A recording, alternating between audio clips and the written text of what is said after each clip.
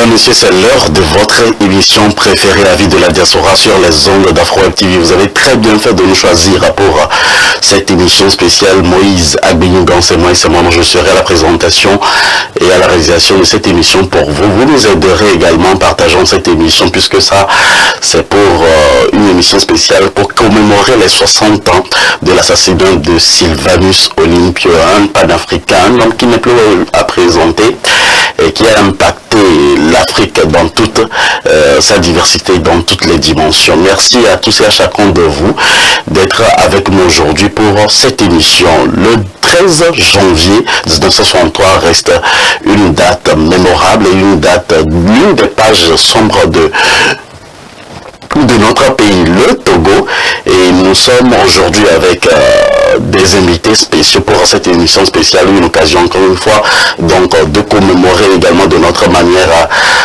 cette grande date et d'élucider beaucoup de points. Nous donnerons également le temps de poser des questions à nos invités de ce jour que nous recevons par duplex depuis l'Europe sur le +1 319 462 89 79. Sur ce, merci infiniment à tous et à chacun de vous. Nous recevons pour vous et chez vous Monsieur Jean Sylvanus Olympio, le neveu du président, de l'ex-président du feu Sylvanus Olympio, président togolais. Et nous recevrons également par duplex Maître William Vol, avocat de la famille, qui nous honore également de sa présence aujourd'hui. Je vais commencer par Monsieur Jean Sylvanus Olympio. Bonjour. Bonjour. Merci d'avoir accepté notre invitation. Maître William Vol, merci également à vous d'avoir accepté notre invitation. Bonjour, comment est-ce que vous allez? Bonjour, tout va bien. Tout va bien. Merci à vous tous d'être avec nous pour cette commémoration des 60 ans de la mort et de l'assassinat donc de Sylvanus Olympio, qui a réellement tué le père de l'indépendance togolaise. Beaucoup d'informations à partager avec vous tout au long donc de cette émission. Comment pouvons-nous commémorer et honorer la mémoire du père de l'indépendance du Togo? Voilà les points essentiels et les points saillants donc de cette émission. Où en sommes-nous par rapport également à ce grand dossier de classification? On en parle également avec nos invités de ce jour. Première question pour Monsieur Jean Sylvanus Olympio. 60 ans après, que retenez-vous de la tragique disparition du père de l'indépendance depuis que vous travaillez sur ce dossier? Écoutez, bonjour à tous, bonjour à toutes. Pour vous répondre, ça a été dit à plusieurs reprises, j'avais eu cette idée il y a 3 ans maintenant, donc en 2021, et de solliciter l'aide de mon avocat qui est Maître Vol, qui est présent aujourd'hui, pour faire les démarches nécessaires afin de récupérer les archives françaises de ce qui s'est passé entre la nuit du 12 au 13 janvier 1963. Donc, je vais laisser la parole à Maître Vol pour préciser toute la partie process ou procédure juridique qui nous ont amené aujourd'hui à un constat, à des résultats. Donc, je laisse la parole à Maître Vol. Alors, Maître, depuis quand vous travaillez sur cette affaire de Sylvanus Olympio et où en êtes-vous? Alors, Monsieur Jean Sylvanus Olympio est venu me trouver, je pense, en mai 2021. Il avait un projet qui était un projet très très bien défini. On partait d'une hypothèse. Notre hypothèse, c'était que, c'est une hypothèse très très courante dont on entend beaucoup parler au Togo, c'est que probablement la France était derrière l'assassinat de Sylvanus Olympio. C'était une hypothèse, ce n'était pas une thèse. Ça veut dire qu'on ne cherchait pas à démontrer notre thèse, on était sur une hypothèse, on a dit, on va voir, on va faire les démarches, on va chercher, on va voir ce que révèlent les documents qu'on va pouvoir obtenir. Donc, première idée, saisir le ministère des Affaires étrangères d'une demande de communication des archives. Alors, si je devais être bref, je dirais que le maximum de délai pour le classement ou la classification, comme vous voulez, selon l'appellation que vous retiendrez, c'est 50 ans. Là, 50 ans à partir de 63, ça nous emmenait en 2013. Donc normalement, c'était bon, on devait pouvoir obtenir ce qu'on voulait. On a fait la démarche, on a interrogé le ministère des Affaires étrangères qui nous a dit « Oui, on a bien des archives sur le coup d'État, on en a deux types, un peu généralistes qui se trouvent à la Courneuve et un peu plus diplomatiques qui se trouvent à Nantes. Donc, si vous voulez, vous pouvez faire la demande. » On a fait la demande et là, on a eu un peu un silence radio un peu inhabituel. C'est-à-dire que le système de droit français est fait que de telle manière qu'au bout de 2 mois, l'administration française doit répondre si on lui pose une question. Et là, au bout de 2 mois, elle ne répondait pas. Donc, ça nous donnait un droit pour saisir le juge, mais on ne l'a pas fait. Ce qui s'est passé, c'est que mon client, M. Jean-Sylvanus Olympio, a été contacté discrètement par une autorité probablement diplomatique qui lui a demandé ce qu'il comptait faire de ses archives. Et quand cette autorité a compris que c'était une recherche de vérité, une recherche personnelle, et pas une instrumentalisation, pas de la politique, eh bien, les documents nous ont été communiqués, et je dirais ça nous a été communiqué, les dernières sont arrivées vers le 14 octobre ou le 15 octobre 2022, ce qui fait que ça fait un petit moment qu'on les a, mais en même temps, la démarche a été longue. Ces archives, je vais vous en dire un petit peu plus, il y a 2100 pages.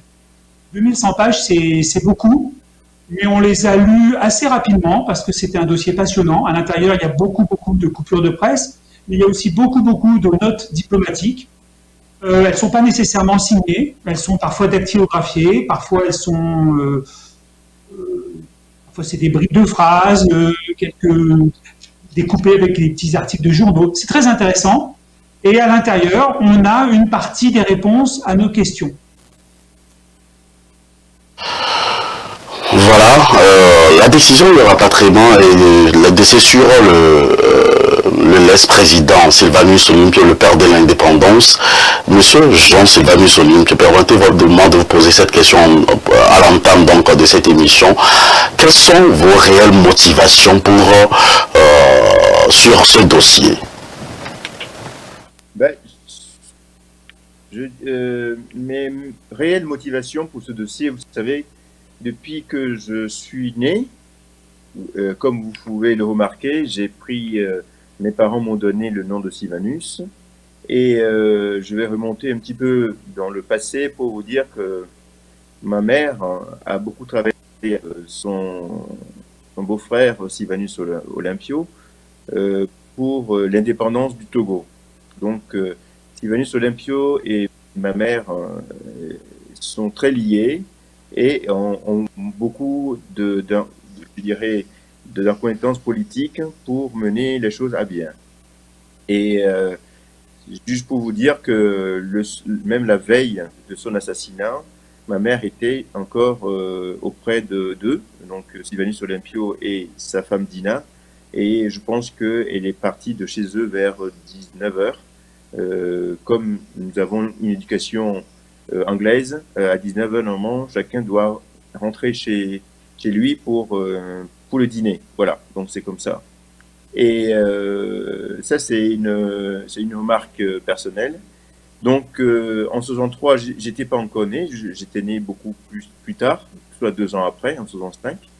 Et ma mère, je pense que dans sa tête, elle jurait que le prochain fils qu'elle allait avoir, elle allait lui donner le nom de le prénom de Sylvanus. Donc, je suis sorti avec ce prénom, donc prédestiné, Sylvanus. Et donc, Jean, c'est aussi un de ses frères qui était décédé dans la même année avant à Paris. Donc, en fait, je porte une autre responsabilité entre Jean, qui était son frère décédé à Paris, dans un accident donc de voiture, et Sylvanus qui était son beau-frère. Voilà. Donc, du coup, je porte l'autre responsabilité. Voilà. Donc, depuis tout petit, mes parents ont beaucoup discuté à la maison sur Sylvanus Olympio, sur ce qui a amené à son assassinat. Il y a pas mal de choses qui se sont dites à la maison. J'ai lu pas mal de choses. Tout en grandissant, j'ai grandi avec cette responsabilité de trouver ou de chercher un jour la vérité. Donc, vous me posez la question, qu'est-ce qui m'a amené à cette recherche avec Maître Vol? C'est la recherche de la vérité. Parce que comme vous le savez, je suis un ingénieur et j'aime bien que les équations soient résolues. Et partant de là, donc j'ai cherché par moi-même, je n'arrivais pas à trouver les réponses. Et avec la démarche, avec une certaine assurance par le droit, d'avoir les éléments, de les étudier, de les analyser, également de les présenter comme nous sommes en train de le faire actuellement, va permettre de pouvoir découvrir ou avoir un début de solution à notre recherche. Et ça, c'est très important. C'est-à-dire que moi, aujourd'hui, j'ai des enfants qui me posent des questions sur ce qui s'était passé dans les années 63. Pourquoi est-ce que j'y attache tant de ferveur pour trouver des réponses? Pourquoi est-ce que papa est toujours dans les manifestations pour le Togo? J'ai le droit de leur donner vraiment une suite, et cette suite passe par la recherche de la vérité. Voilà. Alors cette recherche de la vérité, est-ce que c'est juste votre motivation personnelle ou vous avez été mandaté par la famille? Écoutez, vous savez, dans la famille, c'est une grande famille, la famille Olympio. Il y a des points de vue divergents des uns envers les autres. Il y a une sorte de, je dirais, nous sommes une famille qui est organisée depuis, je dirais, maintenant 200 ans. Nous sommes bien organisés. Il y a un chef de famille avec les différents membres, le comité. Et quand j'avais eu l'idée, j'ai soumis à quelques personnes de la famille l'idée de cette procédure. Je ne vais pas regrouper l'ensemble de la famille. Nous sommes pratiquement presque 1000 personnes. Regrouper 1000 personnes pour demander l'avis de chacun, c'est difficile. Donc, quelques personnes les plus, je dirais, visibles de la famille ont été informées de cette démarche. Et il ne faut pas non plus que ce soit une démarche démocratique où chacun doit voter. Donc, il faut quand même, parce que ça engendre beaucoup de recherches. Et voilà, donc c'est une action, je dirais, individuelle, mais qui a été partagée avec la famille. Moi, j'ajouterais, si vous permettez, la proximité de M. Jean Sylvanus Olympio avec le président Olympio, parce que c'est son neveu, lui donne une légitimité que le reste de la famille soit d'accord ou pas d'accord. Je ne veux pas dire que ça ne compte pas, la présence de la famille, mais ce que je veux dire, c'est qu'en droit, en tout cas, le seul fait d'être, par exemple, un concubin, un descendant, même un descendant comme ça, un neveu, ça suffit. Ça suffit pour donner un titre à rechercher et à essayer de découvrir la vérité. Alors, dans la recherche de la vérité, qu'avez-vous trouvé? Puisque vous disiez à l'instant, Maître Vol, que c'est pas la France qui a tué l'ex-président, le père de l'indépendance du Togo, Sylvanus Olympio, et que c'était donc Gnassingbé mentionnant vos recherches. Alors, c'est pas comme ça, je dirais. Je formulerai pas comme ça. Je le fais un petit peu plus finement, bien que vous l'ayez fait très bien. Je ne critique pas, mais voilà ce que je dirais. Je dirais que, en l'état des archives, nous n'avons pas la preuve que ce serait la France qui serait derrière cet assassinat. Je vais ajouter, je vais aller plus loin. Donc, effectivement, on trouve quoi? On trouve que un certain sergent-chef Étienne est venu et s'est vanté au camp militaire d'avoir tué Sylvanus Olympio. Donc, il s'en est vanté. Sergent-chef Étienne, évidemment, on pense à Étienne Gnassingbé. Par ailleurs, on découvre que dans la foulée, le comité insurrectionnel qui était censé prendre le pouvoir se compose d'un certain Eidima Étienne, et on sait qu'à cette époque-là, il n'était pas du tout connu. Eyadema Étienne Gnassingbé n'était pas connu, il sera connu 4 ans plus tard. Donc ce que j'entends par là, c'est qu'il n'est pas connu. Pour quelle raison est-ce qu'on aurait mis son nom à l'intérieur des archives diplomatiques? Pourquoi est-ce qu'on aurait fait ça, si ce n'est pour dire que c'était vraiment cette personne-là qui se vantait d'avoir fait le coup et qui était très probablement l'auteur de cet assassinat. Donc c'est le premier élément, on a découvert ça. La deuxième chose, on découvre dans les archives en lisant tout ça que la France subit l'événement. Alors, qu'est-ce qui dit qu'elle subit l'événement? C'est moi en ayant lu les archives. Ces archives, elles sont disponibles. Vous pouvez vérifier ce que je lis et ce que j'ai dit là. Ce qu'on dit là, c'est que la France est sous le choc, Les diplomates ont peur pour leur vie et ne savent pas quoi faire. Ils rédigent des notes au jour le jour, qui sont des notes diplomatiques, qui ne sont pas des notes mensongères, parce que ces notes-là, elles sont destinées à renseigner leur hiérarchie tout de suite. Pour dire à la hiérarchie, voilà, il se passe quelque chose, qu'est-ce que je dois faire? C'est le principe même d'un diplomate, il doit renseigner sur l'état du pays où il se trouve en mission. Donc ces archives sont dignes de foi, il n'y a pas de documents ajoutés à l'intérieur, et on voit effectivement que la France, en tout cas la France diplomatique, n'est absolument pas au courant du complot, et il n'y a peut-être pas forcément un complot. Peut-être qu'il y avait des complots et qui n'ont pas été jusqu'au bout. Moi donc ce que je dis, c'est que la France a peut-être fait le coup, mais en tout cas, c'est pas prouvé dans les archives, on n'en est pas du tout là. Ça c'est le deuxième élément, le deuxième résultat, et il y a un troisième résultat qui est assez intéressant aussi, c'est que en préparant l'émission, là, je me suis dit, ce serait bien quand même de ne pas dire de bêtises comme ça à vos spectateurs. Je suis allé regarder à nouveau les archives, et qu'est-ce que je vois à l'intérieur, ce qu'on a déjà vu, de toute façon, M. Jean-Sylvanus Olympio et moi-même, c'est que on ne sait pas ce qui s'est passé à l'intérieur de l'ambassade. Il y a certains documents qui disent qu'il aurait été tué dans l'ambassade, dans l'enceinte de l'ambassade, d'autres, la majorité, qui disent qu'il est tué devant, sur le trottoir de l'ambassade. Alors, moi, je suis un spécialiste de droit international. Qu'est-ce que je vois quand j'entends ça? Je me dis, mais je ne comprends pas. Est-ce qu'on ne m'avait pas dit quelque part, dans tous les écrits, tous les États disent sans arrêt, les enceintes de d'une ambassade sont inviolables. On ne peut pas rentrer à l'intérieur d'une ambassade, on ne peut rien y faire. On ne peut pas aller dans le local lui-même, mais ni non plus dans le jardin de l'ambassade, sans autorisation de l'ambassadeur. Alors, qu'est-ce qui s'est passé? Les insurgés, ou les rebelles plutôt, sont rentrés là-dedans et ont tué le président Olympio, puis ont sorti son corps, ou est-ce qu'ils ont demandé à l'ambassadeur américain que M. Olympio soit sorti de l'enceinte de l'ambassade? Ça, c'est un rôle qui reste trouble des États-Unis. Alors, ça ne veut pas dire qu'ils sont coupables de quelque chose, ça veut dire que dans les archives, on n'a pas l'information. Je reste très factuel parce que il ne s'agit pas de lancer des accusations à la cantonade. Moi, j'entends sans arrêt, et je pense que tous vos éditeurs, spectateurs l'entendent, on dit, ben voilà, c'est la sortie du franc CFA, on voulait le tuer parce qu'il ne payait pas la solde des militaires. On peut faire tout un tas de thèses. Nous, on était parti avec une hypothèse, effectivement, qui n'a pas été vérifiée pour l'instant. Elle le sera peut-être, on ne sait pas. Ce qui en ressort, en fait, in fine, c'est que cet assassinat, il a été fait par le père de l'actuel président Gnassingbé, que cette dynastie est fondée, en fait, se fonde sur le meurtre, sur le crime, la trahison, le mensonge.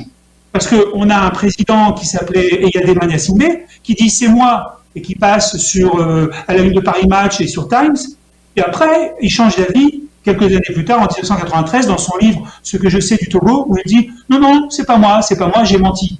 Donc, mensonge, trahison, crime, c'est beaucoup pour une dynastie. Alors, jusque-là, il y a des témoignages de part et d'autre qu'on voit dans les journaux, et quand on fait des recherches, et également, ce matin même, je viens de lire sur une presse en ligne où il y a l'un de nos intellectuels qui s'appelle Godwin Tete qui témoigne que Eyadema Gnassingbé n'a jamais dit clairement que c'est lui qui avait tué le père de l'indépendance du Togo. Et qu'en dites-vous par rapport à ça, monsieur Vol, maître? Parlez, monsieur. Oui, alors, monsieur Jean, vous nous écoutez? Il semble qu'il a un petit... Oui. Ok, allez-y. Donc, écoutez, nous, on a clairement, et Maître Vol peut vous l'attester, on a trouvé clairement que dans Eyadema ne s'appelait pas Eyadema, c'est-à-dire E-Y-A-D-E-M-A, mais c'était E-H-Y-D-I-M-A.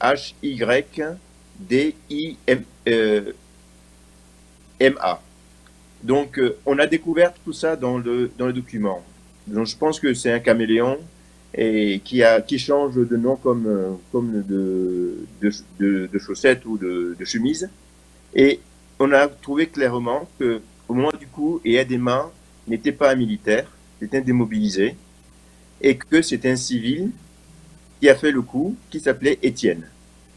Et derrière, il a fait partie avant de faire partie de l'insurrection, donc du comité de l'insurrection, il s'était avec la troupe qui a fait le coup, les insurgés, il était retourné au camp et il a claironné que c'est lui qui avait tué Sylvanus Olympio. Donc, après, dans tout ce que nous avons pu lire, son nom est apparu dans le comité de l'insurrection, enfin, ou comité insurrectionnel. Et après, on n'a plus du tout vu. Je pense qu'à partir du 14, du 15, on n'a plus vu du tout. Il a disparu quasiment de la circulation. Donc, c'est quand même écrit clairement dans les archives que c'est lui qui a tué Sylvanus Olympio. Voilà. Je passe la main à Maître Vol. Oui, nous avons pris. Oui, allez-y, Maître. Oui, je vais vous dire à peu près la même chose, mais pour quelle raison est-ce qu'on aurait mis son nom? Bon, Eidima ou Eyadema, c'est très proche. Eidima, Étienne, c'est la même chose. Pour quelle raison est-ce qu'on aurait mis son nom à cet endroit-là en 1963 dans des notes diplomatiques destinées à la hiérarchie française, au ministre des Affaires étrangères ou au président de la République? Pourquoi on aurait mis ce nom-là qui était inconnu à l'époque et qui se révélera très connu à partir du moment où il fera le coup d'État en 1967? Il n'y a aucune raison d'avoir mis ce nom-là à cette époque-là. Donc, c'est pas une forgerie, c'est c'est une vraie preuve de son implication dans cet assassinat. Et j'irai plus loin, je dirais que cet assassinat, c'est un assassinat un petit peu crapuleux. Oui, c'est certainement le terme. Il s'est trouvé en position, il avait l'arme, il s'est trouvé en position de pouvoir tuer le président Olympio, il l'a fait, et je pense qu'il s'est dit au fond de lui-même, je vais pouvoir en tirer parti. C'était un coup à jouer, il a joué ce coup, parce que vos spectateurs le savent très bien, un homme qui est un tyran, un dictateur, un homme comme ça, c'est forcément quelqu'un qui a les dents, qui raye le parquet. Ça fait des années qu'il pensait à aller au pouvoir, ça faisait des années qu'il essayait par tout moyen de monter dans sa hiérarchie. Il était sergent-chef, il avait certainement envie d'être autre chose. Par la suite, et d'ailleurs, il sera lieutenant-colonel dans cette période entre 63 et 67. Donc cet homme-là, dont les dents rayaient le parquet, il a vu une opportunité, et donc je subodore, il y a deux possibilités. Soit il est allé dans l'ambassade, il l'a tué, bon, j'y crois pas trop, mais bon, imaginons ça. Il a dit après qu'il l'avait tué parce qu'il fuyait. J'y crois pas non plus, mais c'est possible. En tout état de cause, il s'est dit, si je le vois fuir, si je tire dessus, moi je vais en tirer tous les lauriers. Et c'est pour ça qu'il est allé raconter au camp militaire qu'il avait fait ce coup-là. C'est pour pouvoir en obtenir quelque chose. Il a été après inséré dans le comité insurrectionnel, son nom apparaît, c'est le 6e nom. Vous savez, dans ces comités-là, on fait très attention à la hiérarchie. Le premier, c'est le chef, le deuxième, etc. On fait dans l'ordre. C'était le 6e. Il faisait partie des 6 personnes. Sur les 6, il y a 4 militaires et 2 civils. Et lui, c'est le dernier civil. On le voit là, puis après, il disparaît. Il disparaît parce qu'en fait, on a dit, voilà, c'est toi qui l'as tué, tu vas être à l'intérieur, tu vas essayer de faire partie du groupe. Puis petit à petit, on s'est rendu compte qu'il n'avait pas les mêmes revendications que les autres et on l'a évincé. Je pense que c'est à peu près ça l'histoire. C'est un crime crapuleux, c'est un crime d'opportunité. C'est le même type de crime qu'on trouve dans toutes les capitales où un jeune essaye de s'emparer d'un portable qu'il voit dépasser d'un sac à main d'un touriste. On est sur la même chose. Simplement, là, c'était pour tuer un président, ce qui est quand même affreux. Les avis sont mitigés, d'autres disent que c'est la France, d'autres disent que c'est Étienne Gnassingbé et Adémon. Alors, qui sont les vrais auteurs, on ne le sait pas pour le moment. Et alors, oui, allez-y, monsieur Jean. Oui, je vais rajouter quelque chose. Vous savez, quand je cherchais la vérité, je cherchais, c'est-à-dire que c'est dans toutes ces tergiversations depuis des années que je voulais quand même pas faire taire. C'est-à-dire qu'aujourd'hui, pour intenter un procès contre qui que ce soit devant les tribunaux, il faut des preuves. Moi, je suis quelqu'un de carré, donc je suis cartésien. Pour aller devant la justice, il faut des preuves. C'est pour ça que j'ai cherché à trouver des preuves. Les preuves, on a commencé à les avoir avec les archives françaises. Nous sommes sur le point d'obtenir d'autres archives à travers le monde, l'Allemagne, les États-Unis, les archives militaires. On va travailler dessus. Mais croyez-moi, il y a deux choses.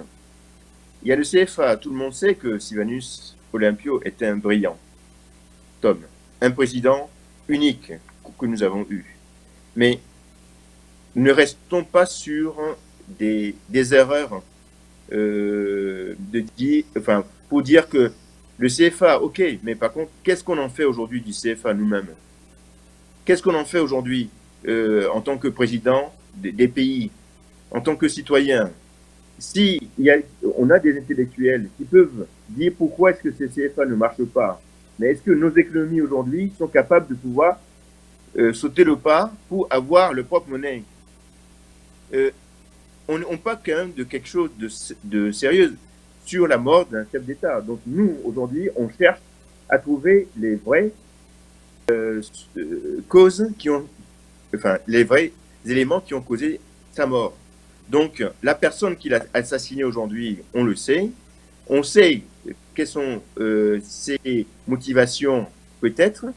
Mais par contre, derrière, on ne sait pas qui l'a poussé à assassiner Sylvanus Olympio. Et donc, aujourd'hui, je dirais, ce qu'on appelle ce régicide continue toujours avec le fils. Et aujourd'hui, on estime toujours que la France, on n'a pas de preuves que c'est la France. Il peut y avoir Métrier, il peut y avoir Mazoyer, il peut y avoir N personnes. Et il peut y avoir aussi les États-Unis. Tout à fait. Donc, on a plus que ça. Arrêtons de parler du passé parce que, il y a 60 ans, c'est un discours qu'on nous a servi depuis 60 ans. Mais nous, est-ce qu'on a évolué? Nous, aujourd'hui, est-ce que nous, les Togolais, on a vraiment évolué pour proposer autre chose au peuple togolais, à part la place aujourd'hui? On n'a rien proposé. Et aujourd'hui, j'aime bien des hypothèses de type la France, ok. Par contre, derrière, amenons les preuves sur la table. On n'a pas de preuves aujourd'hui. Je vous laisse. Allez-y, maître. C'est un vrai problème, ça. C'est-à-dire que toutes ces thèses qui circulent ne sont fondées que sur je ne veux pas dire des élucubrations, parce que ce n'est pas une volonté de critiquer, sont fondées sur de l'imagination. On échafaude des théories qui sont séduisantes, qui sont parfois très intelligentes, très audacieuses, parfois beaucoup trop audacieuses, alors qu'en fait, on a parfois tout simplement besoin de regarder la réalité telle qu'elle est. Si le Togo et si les Togolais poursuivent dans cette voie sans arrêt, je trouve que c'est triste parce qu'ils ont le droit de le faire, ils font comme ils veulent, bien entendu, mais se tourner sans arrêt contre la France, responsable d'eux, alors qu'ils ont en face d'eux un dictateur qui les gouverne, avec qui est un dictateur très difficile, très dur. Qu'est-ce que c'est que ça? C'est-à-dire que vouloir aller sur la France pour Sylvanus Olympio, alors qu'ils ont justement le descendant de celui qui a tué Sylvanus Olympio, il y a un vrai problème. Donc, échafauder des théories, c'est bien, mais regarder la réalité et prendre en compte la réalité telle qu'elle est, sans aller au-delà, c'est encore mieux. Si on doit faire une action judiciaire, on la fera. Et si elle doit être faite contre la France, on la fera contre la France. Si on doit la faire contre les États-Unis, on la fera contre les États-Unis. Si on doit la faire contre le régime de Florian Assiembe, on le fera aussi. Là, pour l'instant, effectivement, on cherche des preuves. On en a trouvé déjà pas mal. On sait qui est-ce qui a fait le coup.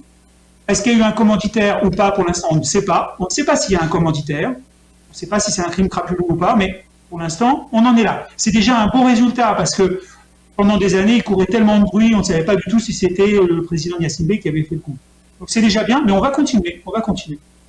Alors, monsieur Jean Sylvanus Olympio, êtes-vous dans une posture aujourd'hui de réconciliation ou de vengeance lorsqu'on sait, par exemple, on voit un peu, on analyse un peu ensemble là, le retour de l'homme politique de l'opposition, Gilles Christ Olympio, qui était à un certain moment donné le sauveur du peuple togolais, qui par la suite, on constate qu'il n'a pas eu à atteindre ses objectifs. Et dites-nous exactement quelle est la posture que vous, lorsque par exemple Gilles Christ Olympio aujourd'hui on voit qu'il prône plus la réconciliation, l'union, et quelle est votre posture aujourd'hui?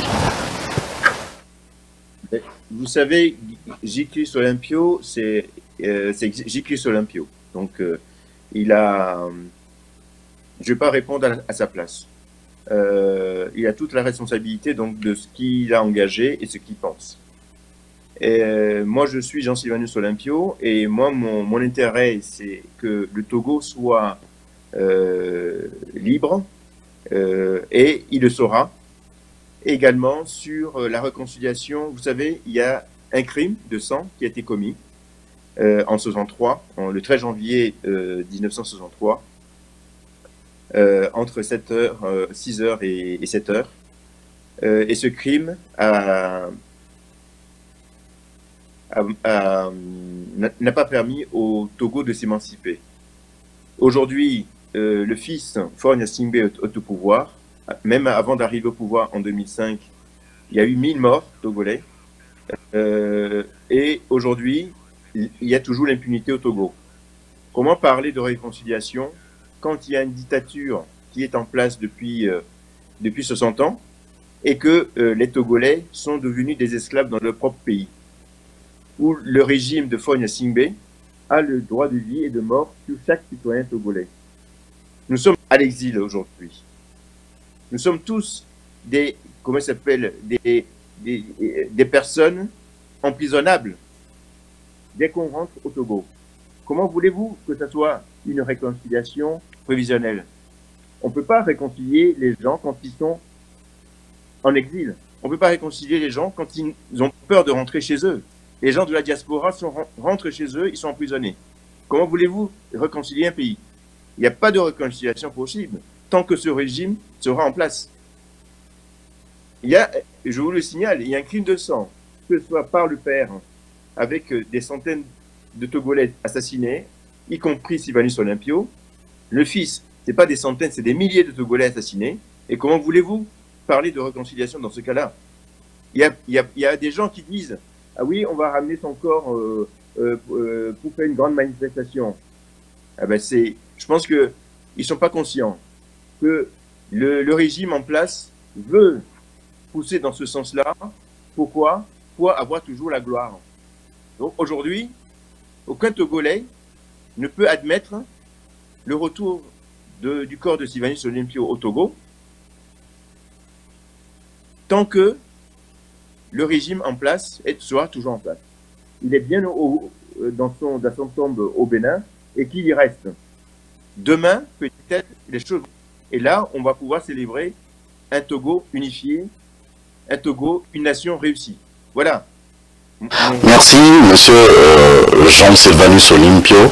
Alors, nous avons un téléspectateur en ligne et nous allons donner à chaque téléspectateur ou auditeur 2 minutes pour leur intervention pour ce numéro de notre émission Avis de la diaspora. Téléspectateur, bonjour, bonsoir.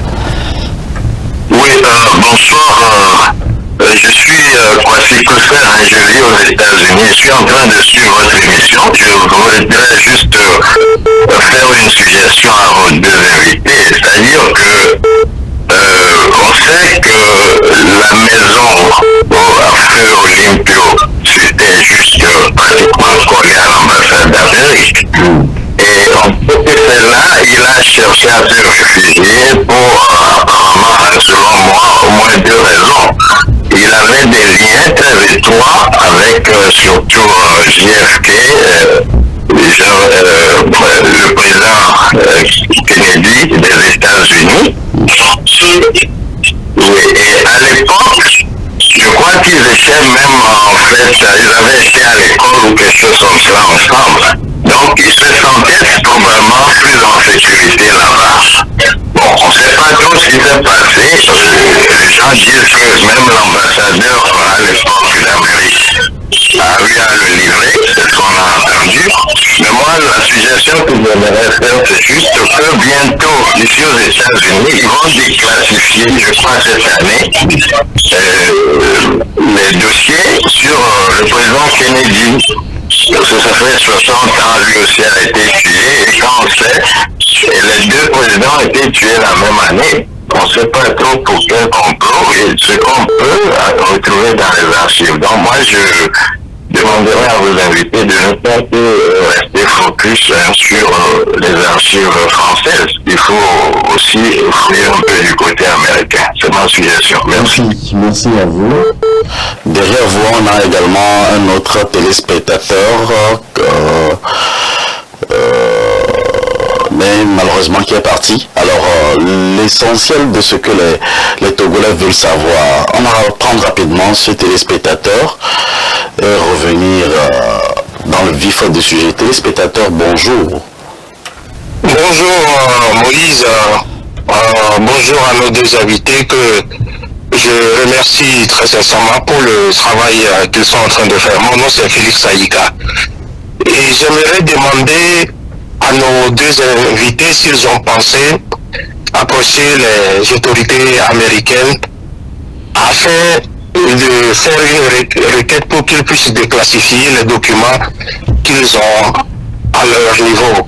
J'ai compris que ces démarches ont été déjà faites auprès des autorités françaises. Et puis, j'aimerais leur apporter cet ajout d'informations que la femme de l'ambassadeur d'Amérique au Togo dans les années 63 et l'ambassadeur Poulada vit toujours aux États-Unis. Elle en vit, je pense qu'elle a presque, elle avoisine presque 100 ans, mais elle vit dans l'état de Minnesota. Si ça pourrait les aider dans leur démarche de l'approcher, de recruter un investigateur pour l'approcher et avoir aussi sa version des faits, en plus de chercher à obtenir à déclassifier les documents secrets auprès des autorités américaines. Merci, merci à vous, du courage, nous sommes ensemble, le Togo sera libre. Merci à M. Félix Aïka. Alors, vos réactions sur les propositions de nos téléspectateurs, sur Jean-Sylvanus Olympio. Moi, je dirais que pour le premier téléspectateur, concernant les archives américaines, nous avons une procédure en cours. Donc, il y aura un souci à ce niveau-là. Il faut que les États-Unis ouvrent aussi leurs archives comme la France. Concernant le deuxième téléspectateur, bon, même si la femme qui a plus de 100 ans, donc la femme du président, donc Poulada, est toujours en vie. Bon, aujourd'hui, on ne va pas déranger quelqu'un qui a 100 ans sur les histoires du Togo. Peut-être qu'elle n'a plus de souvenirs de cette période, mais le travail juridique sera effectué sur les archives qu'on va aux États-Unis. Et aux États-Unis, il y a parce que c'est les chancelleries qui étaient présentes au Togo dans les années 60 qui nous ouvraient également les archives. Voilà. Je laisse Maître Prosti. Alors, Maître, qu'en dites-vous? Alors, la procédure aux États-Unis, on est en cours, c'est en cours, donc je ne vais pas donner d'informations particulières sur ça. La question du téléspectateur, le premier, est tout à fait pertinente. Effectivement, manifestement, il y a un lien avec les États-Unis, il faut faire la lumière, il faut savoir ce qui s'est passé. C'est en cours, hein. Donc pas de réponse plus précise. Par contre, sur la deuxième réponse, pour le deuxième téléspectateur, bon, le petit souci, c'est que la dame est âgée, elle a 100 ans. Ensuite, il faut savoir quelque chose, c'est que les ambassadeurs, Poulada en particulier, comme d'autres, hein, sont tenus au secret. Alors, ils racontent un petit peu quand ils rentrent chez eux, mais ils racontent pas toute la vérité, ils racontent pas tout, parce que ils sont vraiment tenus au secret. S'ils rompent le secret, ça peut se terminer au pénal.